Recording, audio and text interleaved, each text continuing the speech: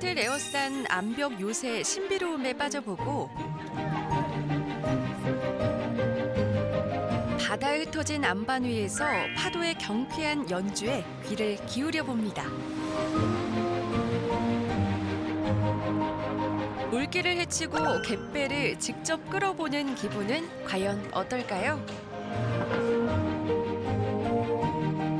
지금부터 강원도 속초 그 두 번째 여정을 시작합니다.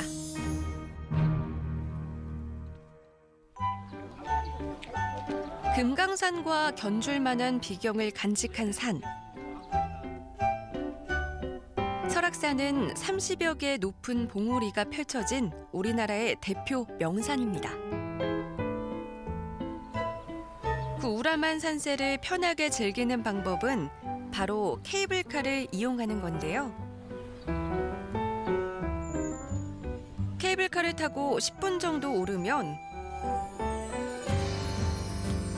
하늘을 찌를 듯 아찔하게 솟은 돌산을 만날 수 있습니다. 정상에는 봉화대가 있고 그 아래로 넓은 안반지대가 펼쳐져 있는데요.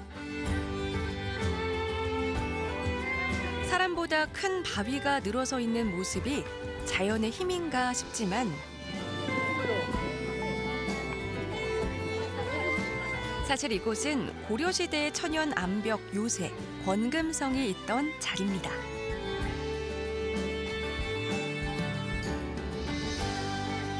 전설에 의하면 권씨와 김씨성을 가진 두 장사가 냇가에 돌을 던져 올려 하루 만에 쌓은 성이라는데요. 믿기 힘들지만 산 아래에서 흔히 볼 수 있는 돌이 남아있어 주민들은 그 전설을 굳게 믿고 있습니다.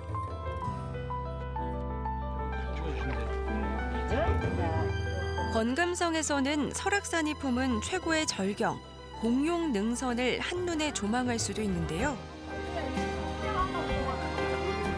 저 앞에 펼쳐진 이게 공룡능선입니다. 그래서 공룡능선으로 해서 저 마등령으로 해서 저항령으로 해서 또 황철봉으로 해서 이렇게 연결이 됩니다. 이 산맥이 백두대간. 절로 악소리가 날 정도로 험하지만 그만큼 수려한 설악산의 산세를 힘든 산행 없이 즐길 수 있으니 사계절 내내 관광객으로 붐빌 수밖에 없는데요. 아름다운 금수강산의 매력을 맛보려는 외국인들의 발길도 끊이질 않습니다. 권금성의 높고 넓은 바위는 하나의 거대한 전망대. 절경을 포기할 수 없지만 벼랑 위라 조심해야겠죠. 저마다 안전하게 포즈를 잡고 추억을 남겨봅니다. 하나, 둘, 셋. 사진 찍고 그래서 아주 너무 힐링되고 출근해도 너무 아주 짱일 것 같습니다. 오래간만에 이렇게 산을 보니까 마음이 편안한 게 푸른색으로 너무 좋은 것 같아요. 그리고 좋은 사람들하고 오니까 더 좋잖아요. 첩첩이 쌓인 바위와 사방을 에워싼 푸른 병풍 말고도 돌틈을 비집고 자라난 야생화의 고운 자태가 눈을 즐겁게 해주는 곳.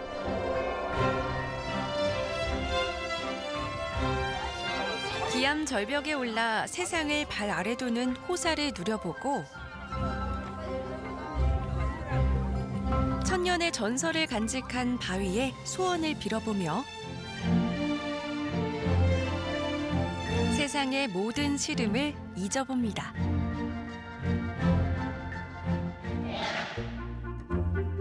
그럼 이번엔 바다를 배경으로 펼쳐진 돌산의 매력에 빠져볼까요? 동명강 끝자락, 넓은 바위가 흩어져 있는 이곳은 바로 영금정입니다. 원래 돌산이었던 이곳에 파도가 부딪힐 때마다 검은 고소리가 난다고 해서 붙여진 이름인데요.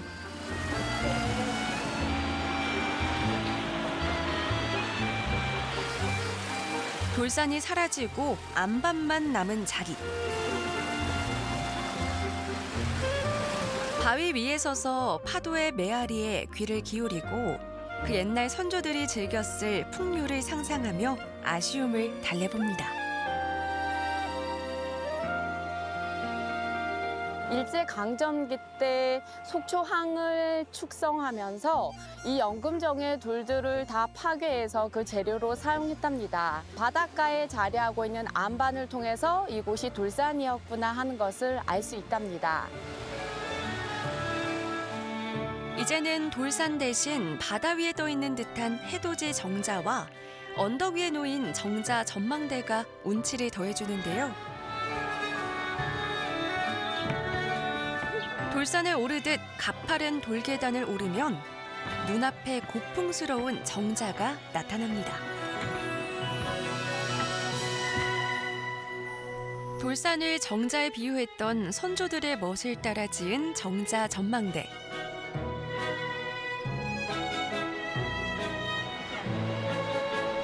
탁 트인 시야 사이로 푸른 바다와 방파제 그리고 갯바위가 우러진 절경을 감상할 수 있는데요.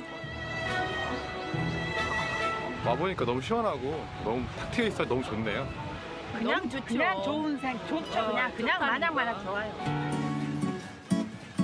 쌍둥이처럼 마주보고선 해돋이 정자 역시 구름다리 끝에 걸려 눈길을 사로잡는데요.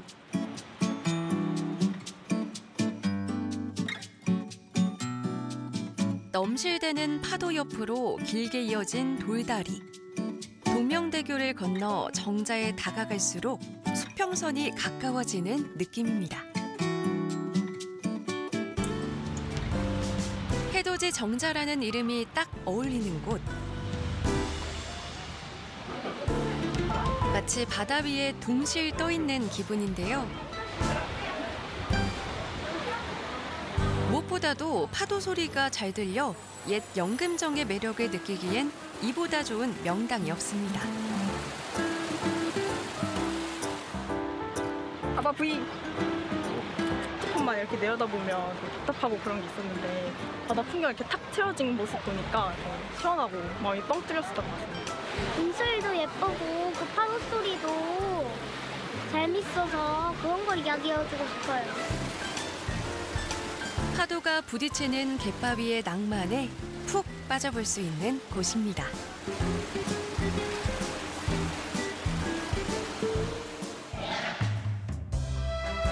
연금정을 품은 동명항 인근에는 바다와 강을 이어주는 호수이자 항구인 청초호가 드넓게 펼쳐져 있는데요. 이곳에서는 섬처럼 떠있는 아바이 마을을 도심과 연결해주는 갯배를 만나볼 수 있습니다. 지금은 불과 50여 미터의 좁은 물길이지만 청초호를 돌아 나가야 하는 수고를 덜어준 고마운 교통수단이었는데요. 배가 이런 배가 아니고 목선같이 넓었습니다. 그래서 오마차 한 대, 자전거 여러 대 이렇게 리어카도 싣고 생존을 할 수 있는 그런 배였다고 볼 수가 있죠. 갯배는 노를 젓는 대신 양쪽 부두에 연결된 쇠줄을 갈고리로 잡아당겨 움직이는 무동력선인데요. 노련한 선부에 이끌려 배가 나아갈 때마다 밀려나는 쇠줄을 구경하는 것도 색다른 재미.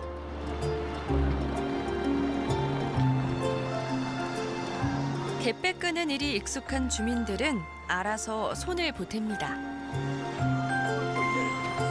능숙한 솜씨가 선부 못지 않은데요.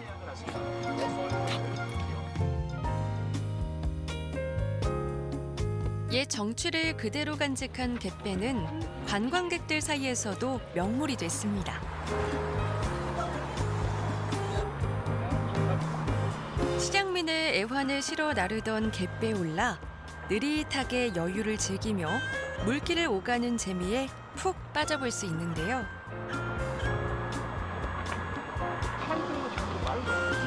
배가 흔들릴 땐 불안하다가도 고깃배가 한가롭게 늘어선 소박한 어촌 풍경에 마음을 빼앗기다 보면 어느샌가 건너편 부두에 닿아 있으니 이게 바로 신선노름. 역사가 오래됐다고 알고 있는데 아직까지 남아 있어서 되게 신기하고 아주 즐거운 체험 되었습니다. 오늘 처음 봤는데 너무 커서 신기했어요. 다시 탈 때는 뭐 그냥 갈까 말까 했는데 타니까 줄을 이용해서 가니까 그것도 뭐 옛날 생각이 나더라고요. 그냥 구경만 하기가 아쉽다면 직접 갯배를 끄는 체험을 해볼 수도 있는데요. 걸려? 딱 거기?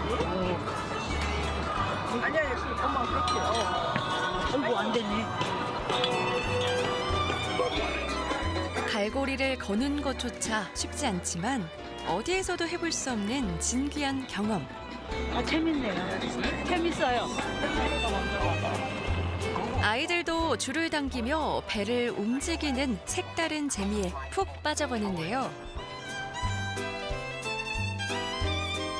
추억을 실어 나르는 갯배를 타고 시간을 거슬러 가볼 수 있는 특별한 공간입니다.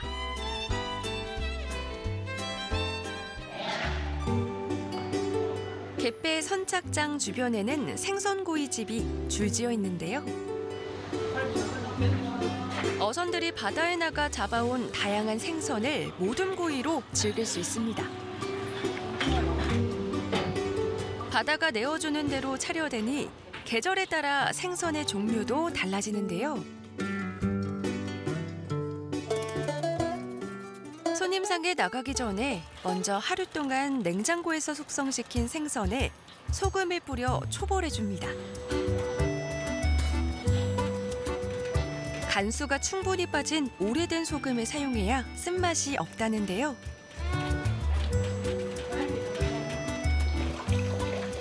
초벌구이를 하면 생선 기름이 적당히 제거돼 센 불에서도 쉽게 타지 않고 굽는 시간을 절약할 수 있습니다. 특별한 양념 없이 즐기는 소금구이는 생선과 소금, 굽는 기술에 따라 맛이 좌우되는데요. 바다 상황에 따라서 다 틀리게 나와요, 생선이. 싱싱한 거 바로바로 이렇게 해드리려고 노력하고 있습니다. 갓 지은 돌솥밥에 푸짐한 생선구이까지 보기만 해도 군침이 도는 밥상.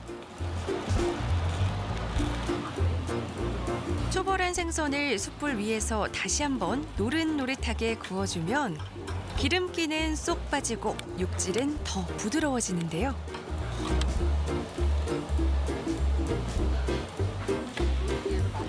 불맛까지 가득 머금은 생선구이를 뜨끈한 밥에 올려 먹으면 입안 가득 고소한 풍미가 퍼집니다. 씹는데 쫄깃해요. 푸석한 맛이 없어요. 쫄깃쫄깃. 까다로운 아이 입맛에도 딱입니다.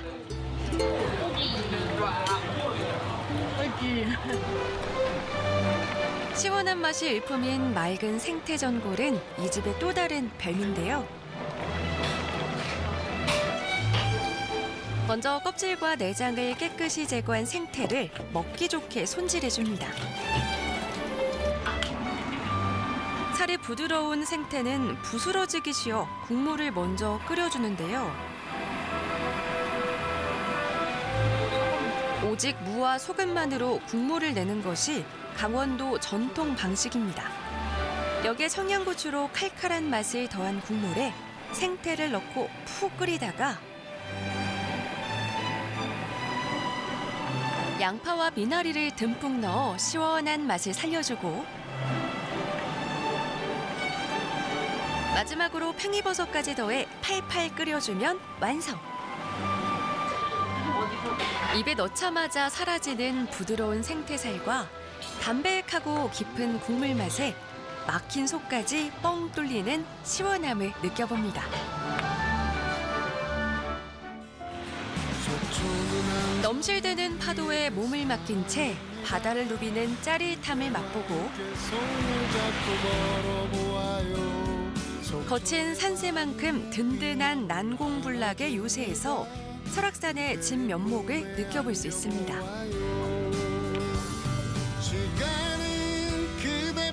바다의 광활함과 호수의 잔잔함을 한 번에 마주할 수 있는 곳. 지금까지 강원도 속초에서의 푸릇푸릇한 여정이었습니다.